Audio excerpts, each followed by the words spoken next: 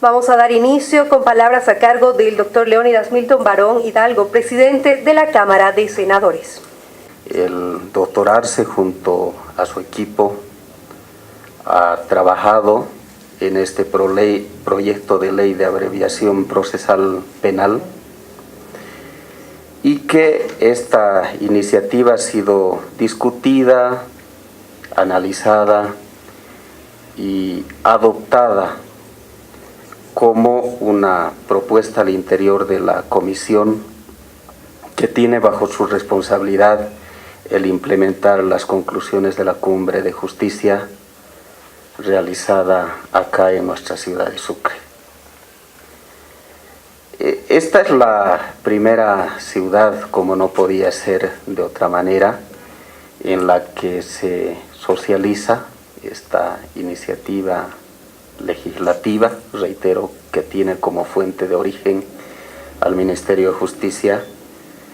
Acá está el Poder Judicial, Sucre es la sede del mismo y para nosotros una especial alegría que el día de hoy, junto a nuestras autoridades, a todos ustedes que tienen que ver con la marcha y el andamiaje del Poder Judicial, estemos socializando este proyecto de ley.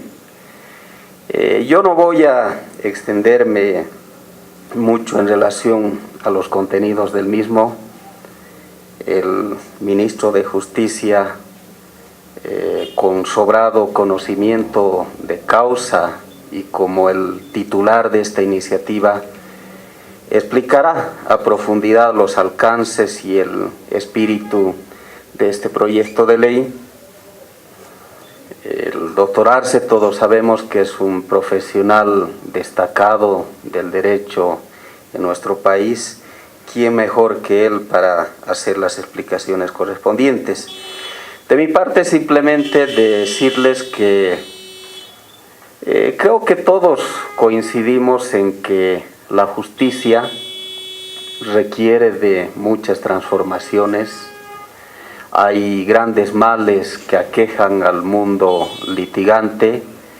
La justicia es un servicio que el Estado presta, nosotros lo entendemos así, y de ahí que hay la firme decisión de transformar las cosas en la administración de la justicia boliviana.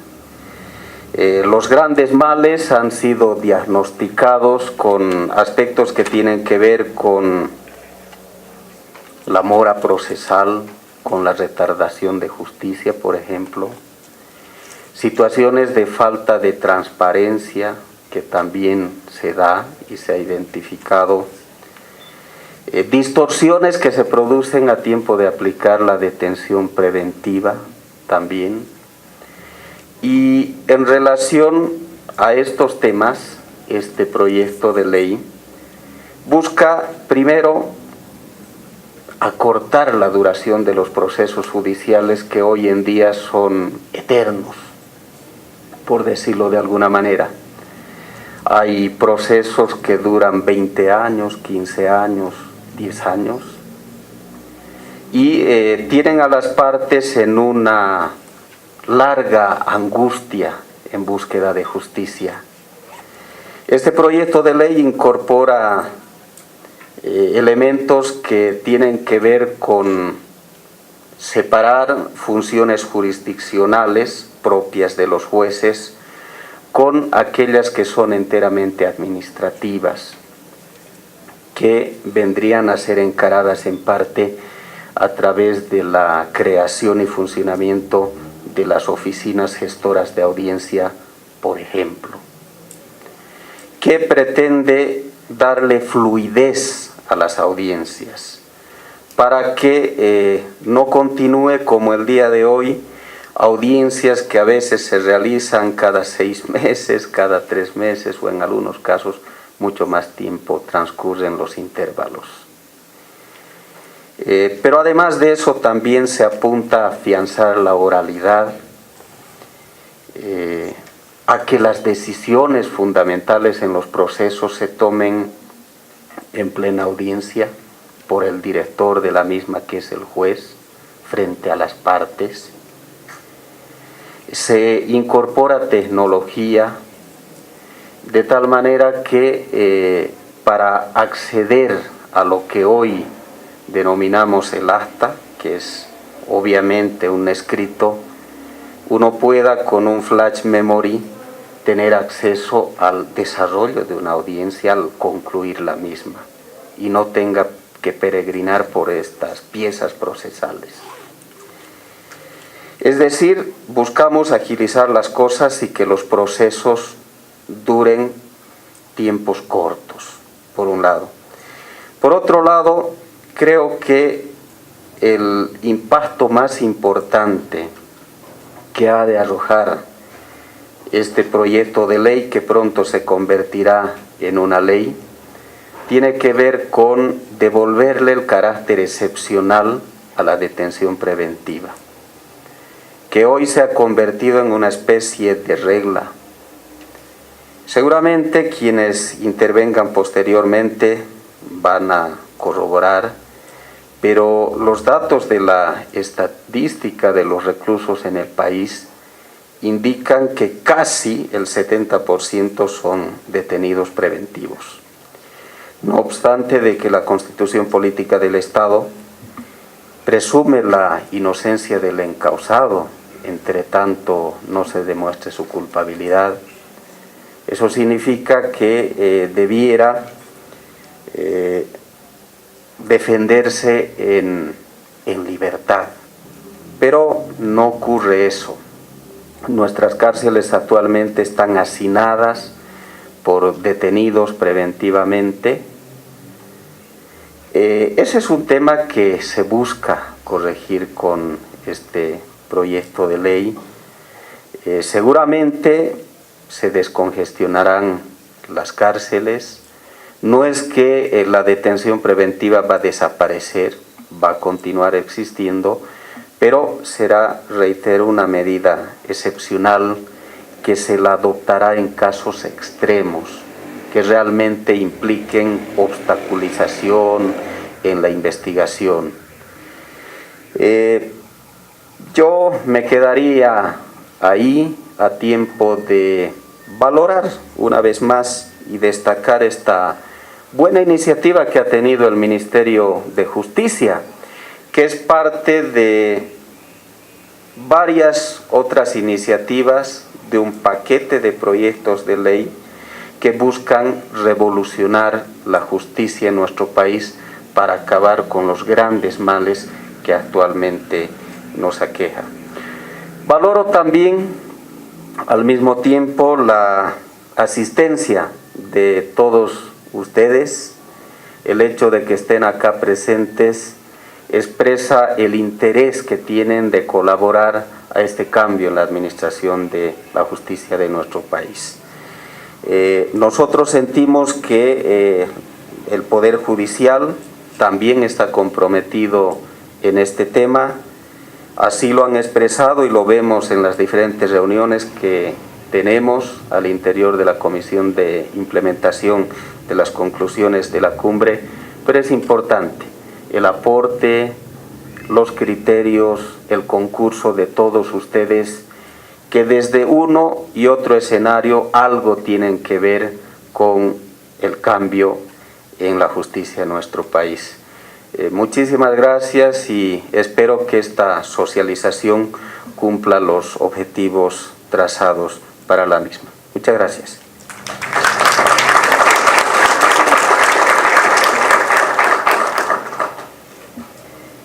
Continuando con el programa, vamos a tener palabras a cargo del doctor Juan Fausto Lanchipa Ponce, fiscal general del Estado.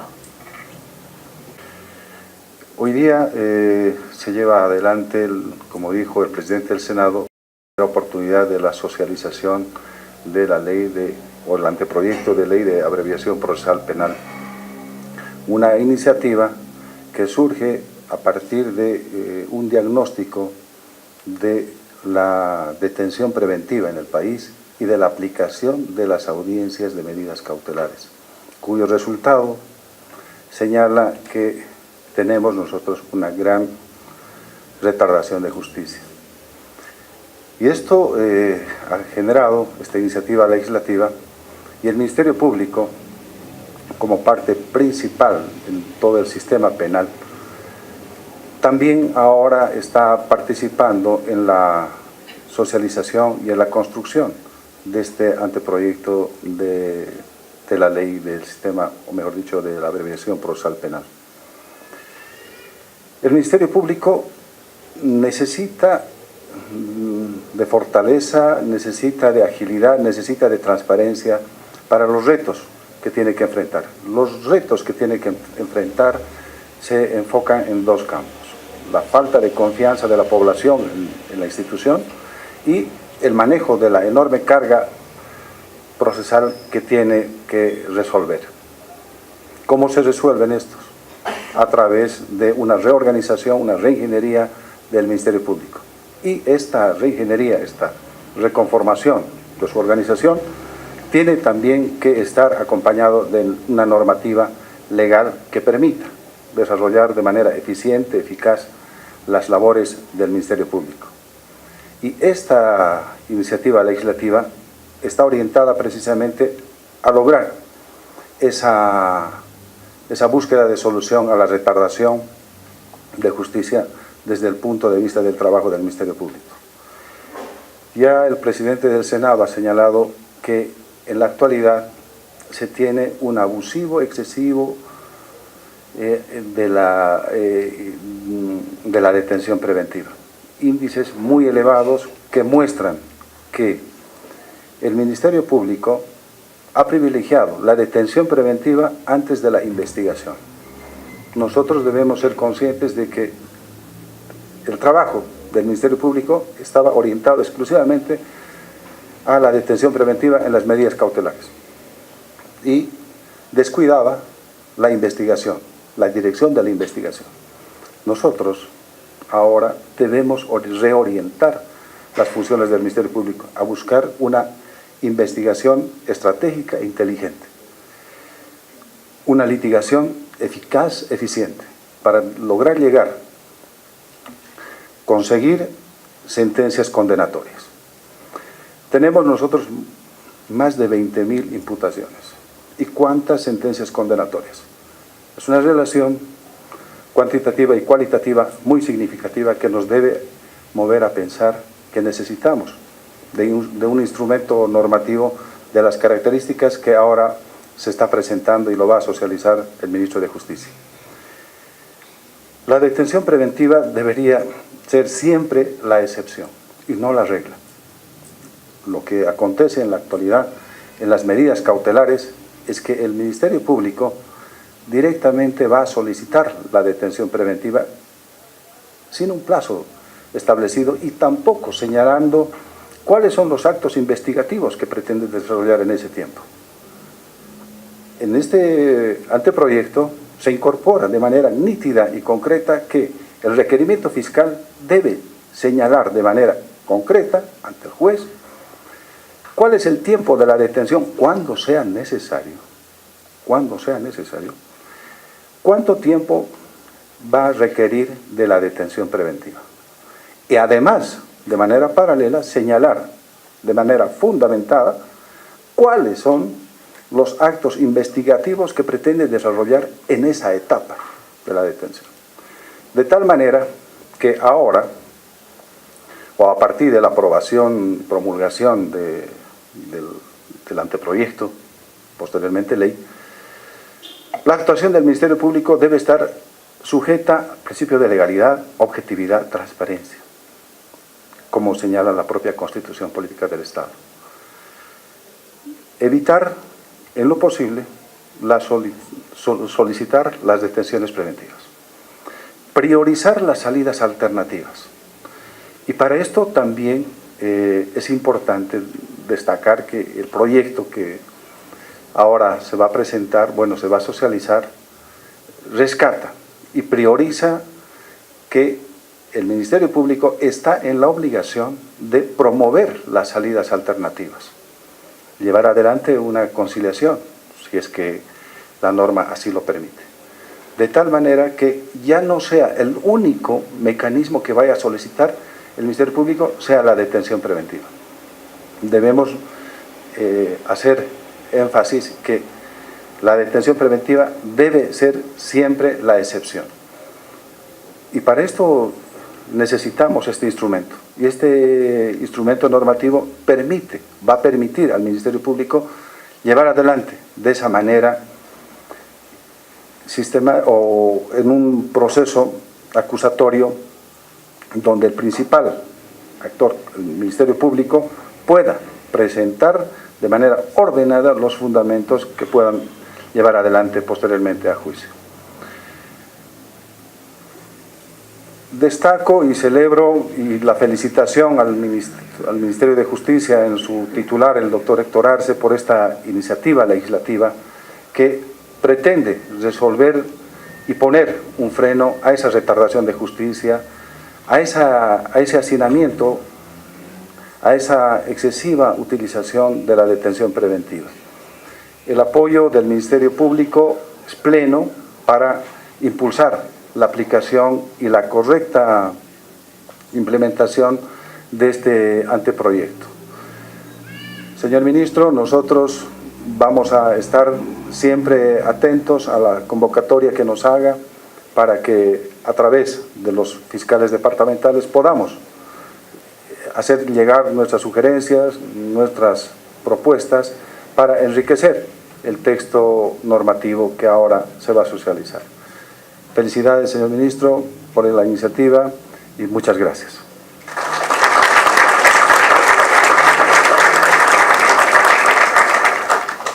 A continuación, en representación del ministro Carlos Romero, tenemos palabras a cargo del doctor José Luis Quiroga Altamirano, viceministro del Régimen Interior y Policía.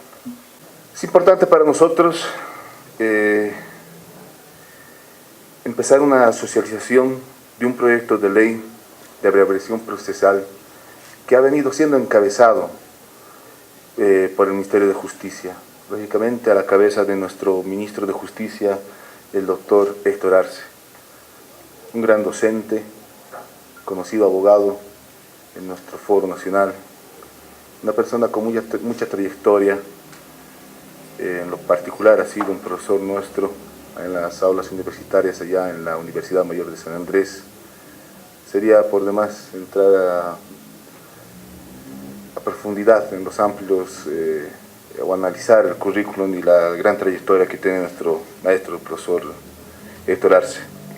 Pero bien ha sabido conducir justamente este proyecto de ley que hoy día justamente en sus manos tocará socializarlo acá desde Sucre, que ha sido la sede de un evento muy importante, un evento trascendental en lo que es la justicia en Bolivia.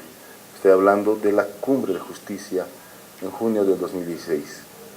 Esta cumbre nos ha delegado unos mandatos importantes, producto de una reflexión profunda que se ha realizado en los 9 departamentos y ha concluido justamente acá en Sucre con unas conclusiones muy importantes.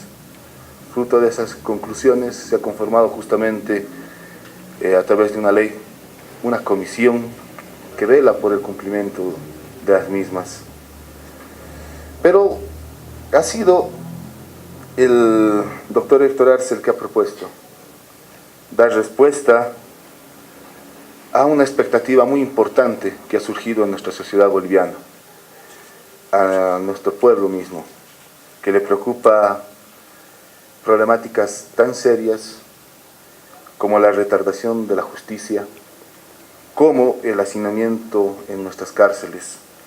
Hoy en la mañana veíamos un evento de una firma de un convenio que nos presentaba justamente estadísticas que preocupaban.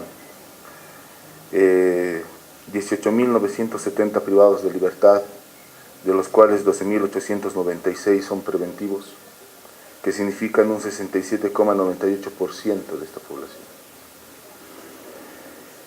Que representan además un hacinamiento en cuanto a la capacidad que tenemos para soportar privados de libertad de un 227%. Comentaba en la mañana en una reunión que ha habido justamente de esta comisión de seguimiento a las conclusiones de la Cumbre de Justicia, que desde la reforma que concluye en 1999, quiero decir, cuando pasamos de ese sistema inquisitivo a un sistema acusatorio con muchas expectativas, el diagnóstico debe ser el mismo. Procesos con varios años que no concluían, procesos penales, un hacinamiento en nuestros recintos penitenciarios y una cantidad muy similar de detenidos preventivos. Ya desde el año 2000 a la fecha, son cerca ya de 20 años, en los cuales hemos vuelto a un diagnóstico muy similar. Hoy presentará el ministro de Justicia, nuestro ministro de Justicia, un proyecto de ley de abreviación procesal. Un proyecto de ley corta en contenido, pero grande, profundo en lo que hace a lo que se pretende introducir en nuestro ordenamiento jurídico. Como bien han expresado tanto nuestro presidente de la Cámara de Senadores, el doctor Barón, como nuestro fiscal general, el doctor Lanchipa, va a introducir una dinámica muy importante. Por sobre todo, va a querer recuperar el verdadero sentido de este sistema acusatorio, la defensa de libertad, la presunción de inocencia, tener realmente un proceso oral, la oralidad en cuanto a lo que significa ese juicio oral, con la inmediación, la concentración, la continuidad, pero por sobre todo poder encontrar en la justicia boliviana es justamente aquello, ese valor, una justicia pronta y oportuna. Ese es el alcance que tiene este proyecto de ley, que estamos seguros hoy serán expuestos de manera brillante por el ministro de Justicia. En el fondo también pretende realizar una reingeniería al interior de los actores de la Administración de Justicia, tanto del Poder Judicial como del Ministerio Público, como de la Policía, que son justamente, somos los involucrados en esta verdadera reforma que se quiere impulsar a través de esta ley corta. Será importante continuar este ciclo de socialización, porque para que sea exitosa esta reforma, para que sea exitosa realmente esta ley de abreviación procesal, los verdaderos involucrados seremos nosotros, el Foro de Abogados en Bolivia. Agradecido siempre por haberme permitido formar parte de esta comisión. Felicito nuevamente el trabajo de cada uno de los integrantes, pero por sobre todo el trabajo que está impulsando desde el Ministerio de Justicia el doctor Héctor Arce. Muchas gracias.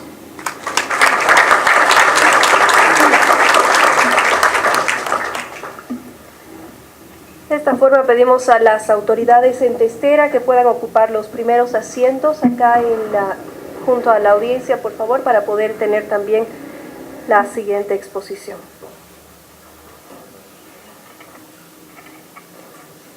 Invitamos al doctor Héctor Arce Saconeta, ministro de Justicia y Transparencia, a hacer la exposición del proyecto de ley de abreviación procesal penal. Pero permítanme contarles un poco de cómo surge esta idea, cómo surge esta iniciativa. Una de las grandes obras que ha llevado adelante la Asamblea Legislativa Plurinacional durante esta gestión, a la cabeza de la presidenta de la Cámara de Diputados, la doctora Gabriela Montaño Viaña, y del expresidente de la Cámara de Senadores, el compañero José Alberto González Samaniego, más conocido como Gringo González, ha sido sin duda lograr un gran consenso para introducir una pieza fundamental, necesaria, como fue, diremos así, el Código del Sistema Penal Boliviano. Un código modelo de avanzada, sustantivo, adjetivo, al mismo tiempo, construido desde una lectura correcta de nuestras necesidades, pero que sin embargo fue mal utilizado por algunos sectores conservadores para los cuales nunca era importante la codificación en el país y que de repente se volvió un tema importante cuando vieron que podrían atacar políticamente a un gobierno. Y ustedes saben todo lo que pasó en el mes de enero. Prácticamente desataron los demonios contra ese código. Quizá nos faltó socializarlo un poco, pero se tejieron infinidad de mentiras sobre una norma que, de estar en vigencia hoy día, en un proceso de construcción de su implementación, hubiera evitado, quién sabe, los problemas que estos días estamos atravesando. Fue un duro golpe, injustificado, no contra nosotros, no contra el gobierno del presidente Evo, sino contra la sociedad que necesita de una norma de avanzada, que necesita una norma que renueve la justicia penal en nuestro país. Se han aprobado códigos importantes, desde el Código Civil, Procesal Civil, el Código Procesal Constitucional, el Código de las Familias, el Proceso Familiar, el Código Niño, Niña, Adolescente, la Ley del Notariado. Se han hecho cambios importantes. Sin embargo, la cara de la justicia, lamentablemente, es el derecho penal. Cuando hablamos de la justicia, inmediatamente nuestra mente y la mente de los ciudadanos nos lleva a la justicia penal, nos lleva inmediatamente a lo que es la privación de libertad, los males que se viven en la justicia penal. Y el código, quién sabe, más importante de la reforma, sufrió este percance. En un Consejo de Ministros, el presidente Evo, siempre pensando en cómo coadyuvar, cómo trabajar en beneficio de la sociedad, reflexionaba con nosotros y nos decía, palabras textuales: la gente sigue sufriendo en los tribunales, en los palacios de justicia, que no son palacios de justicia en algunos casos, son más bien palacios de injusticia. Y nos recomendaba hacer algo. Entre tanto, finalmente, la reforma penal se dé en Bolivia, que tarde o temprano deberá darse. Tomamos la palabra ahí, tomamos la iniciativa de realizar esta ley que tiene un nombre que ya es viejo. ¿Se acuerdan de la Ley de Abreviación Procesal Civil y Asistencia Familiar? Una ley que se creó en el ministerio del doctor René Bladman. Más allá de la coyuntura de su gobierno, del doctor Bladman, hay que saber reconocer las cosas buenas que se han hecho en materia jurídica en este país. Y nuestro homenaje y nuestro reconocimiento al doctor René Bladman, que después ocupó un cargo importante en la justicia penal internacional. Tomando ese nombre, esa iniciativa, planteamos este proyecto Ley de Abreviación Procesal Penal. Y yo quiero reconocer, los créditos no son míos, quizá nosotros hemos solamente coordinado el trabajo, pero quiero reconocer la labor del Ministerio Público, ¿no? Dos representantes, el doctor Muñoz, el doctor Ramírez. Saludar la participación del Tribunal Supremo de Justicia, el doctor Egues, el doctor Jaimes. Saludar la activa participación de la Asamblea Legislativa Plurinacional a la cabeza de la abogada Giovanna Mendoza, y saludar al equipo del Ministerio de Justicia y Transparencia Internacional a la cabeza de la doctora Anriela Salazar. Son ellos los que durante horas y horas se han sentado, a veces en La Paz, a veces en Sucre, y han construido esta norma. Sería deshonesto de mi parte yo llevarme los créditos. Quizá hemos coordinado, dado las ideas, pero bueno, finalmente el proyecto está y es un proyecto en el que yo personalmente tengo mucha esperanza y esperemos que cumpla los objetivos para los cuales ha sido tratado de manera muy rápida. Empezaremos. Las modificaciones al Código Procesal Penal se realizaron en base a 5 ejes. Un primer eje, y nos vamos a guiar durante esta breve exposición por estos ejes. Un primer eje, olvidaba mencionar algo muy importante, la participación del Ministerio de Gobierno. Perdónenme, lo avanzado de la hora quizás hace que ya nos olvidemos algunas cosas. El doctor en persona, el doctor Quiroga, ha participado y ha alimentado muchísimo en profundos debates en esta comisión a la que me refería. Les decía, empecemos hablando de 5 ejes. Un primer eje, simplificación de las notificaciones. Un segundo eje, limitación a la detención preventiva. Un tercer eje, afianzamiento de la oralidad en el proceso penal. Un cuarto eje, ajuste competencial. Y un quinto eje, actividad procesal y uso de las tecnologías de comunicación e información. Se han modificado algunos institutos jurídicos para armonizar el proceso penal, que es una modificación.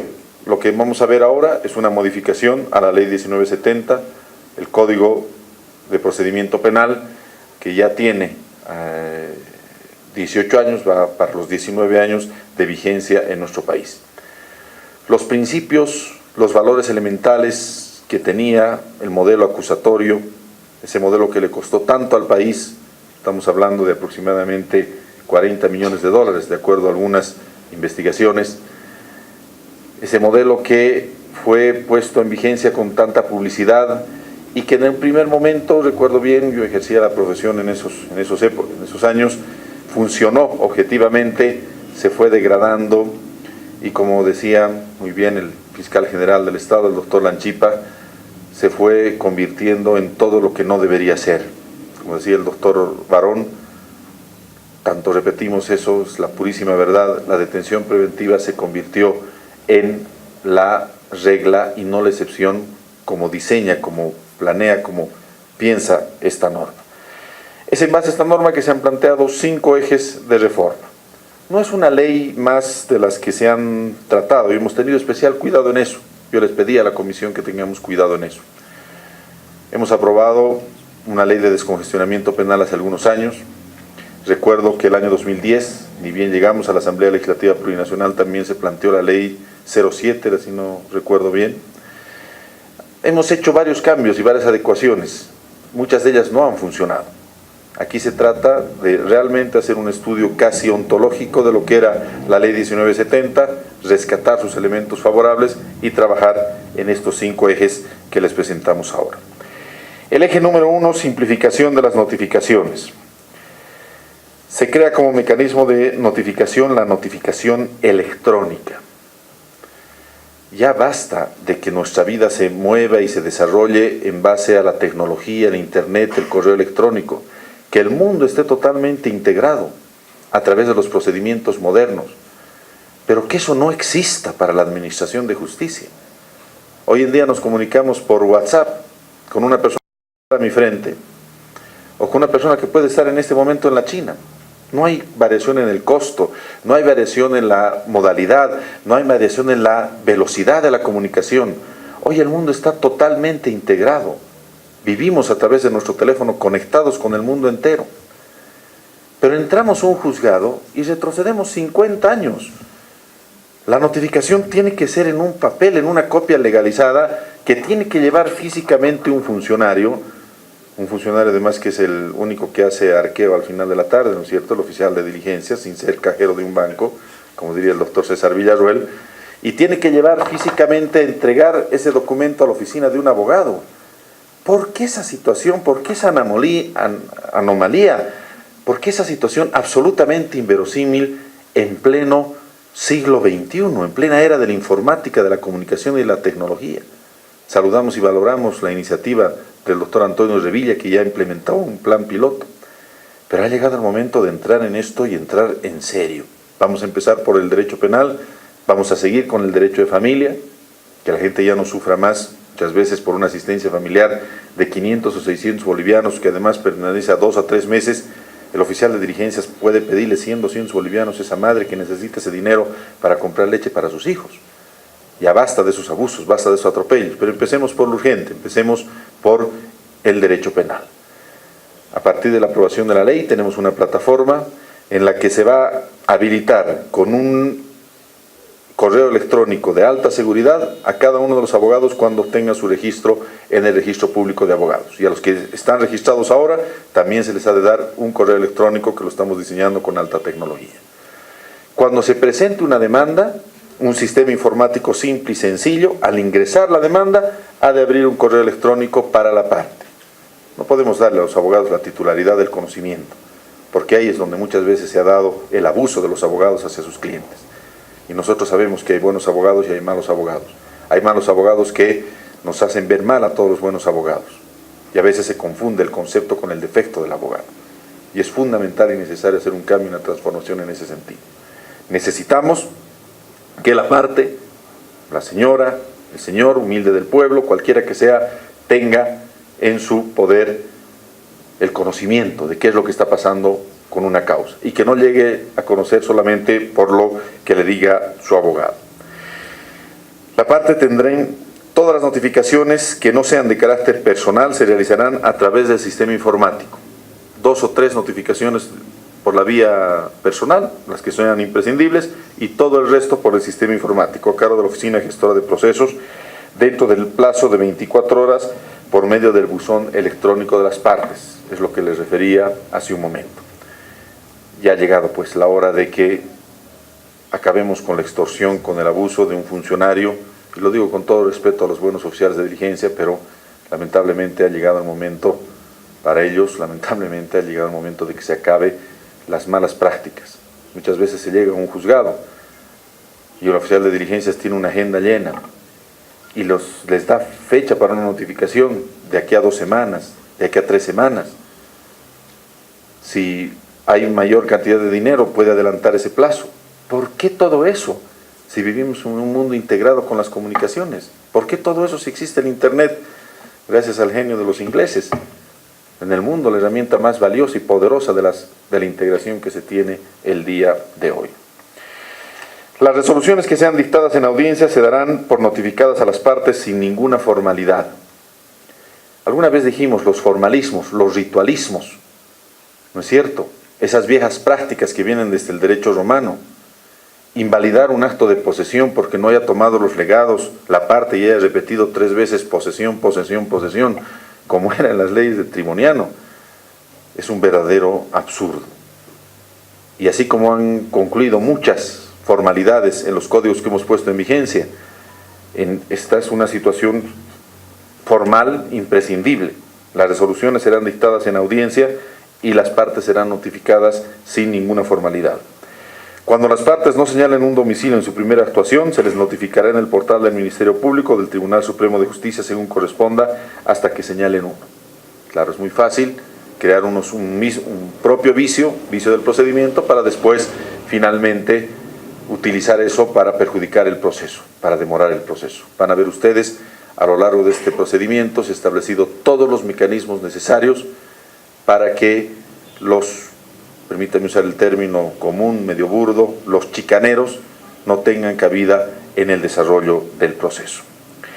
Para eliminar la espera con la notificación del acta de audiencia, se dispondrá la entrega de una copia digital a solicitud de la parte que será entregada inmediatamente de finalizada la misma. Otro de los grandes cuellos de botellas que nos llevan al siglo pasado es la transcripción de las actas. Se acabaron aquí las actas. En una audiencia de medidas cautelares que debería durar 40 minutos, 1 hora y que dura 9, 10, 11 horas, 12 horas a veces, imagínense lo largo que es el acta. Se tardan semanas, a veces meses en terminar esas actas. Actas que nadie lee, actas que no sirven para nada. Cuando hoy en día, en todo el mundo, la versión digital de grabación de video o audio tiene exactamente el mismo valor. ¿Por qué tener que recurrir a esa antigüedad del acta? Si es mucho más fidedigno lo que se puede escuchar con los procedimientos que existen, que leer un acta muchas veces mal transcrita por un funcionario que además cobra por hoja de acta transcrita, ¿no es cierto? Sabemos eso quienes somos abogados. Se dispone que la notificación por edicto será publicada en el portal electrónico del Ministerio Público y el Tribunal Supremo de Justicia, el cual se mantendrá hasta que el interesado solicite su baja. Otro de los elementos que se han destinado para agilizar. Como se puede ver, hay una verdadera revolución electrónica, informática, del procedimiento de notificación. El verdadero cuello de botellas, no solamente del proceso penal, sino también de otro tipo de procesos. El eje 2, uno de los más importantes, si no el más importante, está en lo que hemos venido hablando, lo que ha hablado el presidente del Senado, lo que ha hablado nuestro fiscal general, el doctor Juan Lanchipa, esta noche, la limitación a la detención preventiva. No es un discurso decir, debería ser la excepción y se ha vuelto la regla. Si ustedes analizan, y los que son abogados mayores, junto con nosotros, recordamos toda la campaña que hizo USAID, que hicieron los grandes constructores, entre comillas, del Código de procedimiento penal del año 1998, 1999, antes de su entrada en vigencia total, el gran discurso era que se protegía la libertad de la persona. Por eso se separó la función del fiscal y la función del juez. El juez ya no era un investigador. Se acabó la indagatoria famosa, que lo hacía el juez medio fiscal y medio juez al mismo tiempo. Se separaron los roles. Y se dijo algo que era muy clave en ese momento, que es en lo que se vive en las justicias más avanzadas, y perdónenme que use como ejemplo la justicia norteamericana. Más allá de las críticas que podamos tener, hay que saber reconocer lo bueno que tienen otros países, y si hay algo bueno que tienen los Estados Unidos, quienes hemos estudiado algo del derecho constitucional y las bases de defensa de las personas, la verdadera aplicación de los principios a los que se ha referido mucho el profesor Zaffaroni, ¿no es cierto?, como el principio de la libertad como presunción de vida, el principio de inocencia, el principio de debido proceso, pues obviamente son los norteamericanos. Y en eso nos trajeron un elemento central fundamental que decía: no importa la probabilidad de autoría y de culpabilidad de una persona, lo que verdaderamente importa son los riesgos procesales. Y eso ha sido totalmente desconfigurado en los últimos tiempos. Ya hay muchos jueces que, por miedo a las presiones sociales, por miedo a los abogados, por miedo a los procesos, han actuado y han aplicado indiscriminadamente y aplican indiscriminadamente una medida de restricción de la libertad. Cuando se restringe la libertad de una persona inocente, se está cometiendo un crimen. El poner en la cárcel preventivamente a una persona que es inocente es un crimen que lo comete el Estado, que lo comete la sociedad jurídica y políticamente organizada. Y el Estado, la sociedad, como diría el profesor Raúl Eugenio Zaffaroni, no puede cometer crímenes, no debe cometer crímenes. Por ello, la detención preventiva verdadera y efectivamente debe ser la excepción y no la regla. 70% de detenidos preventivos, a veces, analizamos con el viceministro Quiroga, se mueve esa suma, ¿no? Y es más o menos la media de Latinoamérica. Estamos por ahí, pero comparemos con los grandes procesos de transformación de la justicia como el Ecuador. Casi 50-50 es en el Ecuador. Aún así, no es aceptable, no debería estar bien, debería ser al revés. Deberían ser 30% los detenidos preventivamente y 70% los sentenciados. Eso sería racional. Pero el Ecuador ha apostado por lo menos una igualdad. Creo que ni llegan a la igualdad, 55-45, me corregirá aquí el doctor que está investigando con más detalle estos temas. Pero nuestra balanza es terrible. Hemos llegado a casos en los que hemos tenido 83% de personas con detención preventiva y 17% de personas sentenciadas. Eso es tener la cárcel llena de personas inocentes. Eso es absolutamente inadmisible. Lo que plantea el proyecto es que la imputación que se realice el fiscal, además de identificar al imputado y a la víctima, describir el hecho que se imputa y solicitar las medidas cautelares, cuando corresponda la aplicación, deberá establecer el plazo de duración de la detención preventiva y los actos investigativos a realizar, el mismo que se incorporará como un tercer requisito a la detención preventiva. Riesgo de fuga, riesgo de obstaculización y el elemento central: cuáles son los actos que va a realizar el fiscal, que va a justificar solicitar una detención preventiva no ad eternum, no para siempre. 3 meses, 4 meses, 6 meses, 8 meses, 1 año. Una situación fundamental que nuestro Ministerio Público, a la cabeza de su nuevo fiscal general, estamos seguros ha de aplicar de manera correcta y objetiva para proteger la libertad de las personas. Y después de esos meses, el fiscal que vaya y que demuestre si ha cumplido o no ha cumplido la investigación. Y que se revise la situación de esa persona detenida preventivamente. Es lo más justo que podemos hacer, es lo mínimo que se puede hacer. Las cárceles no pueden ser depósitos de personas, no podemos solicitar la detención preventiva en una audiencia de 9 o 10 horas que prácticamente se ha convertido en el juicio, y una vez que es encarcelada, todo se olvida. Y la penuria, la desgracia, se va con esa persona a la cárcel, y lo que vive en la cárcel. Improcedencia de la detención preventiva. Como en cualquier sistema, se añaden como causales de improcedencia de la detención preventiva los siguientes: que la persona sea mayor de 65 años, delitos con pena privativa de libertad cuyo máximo legal sea inferior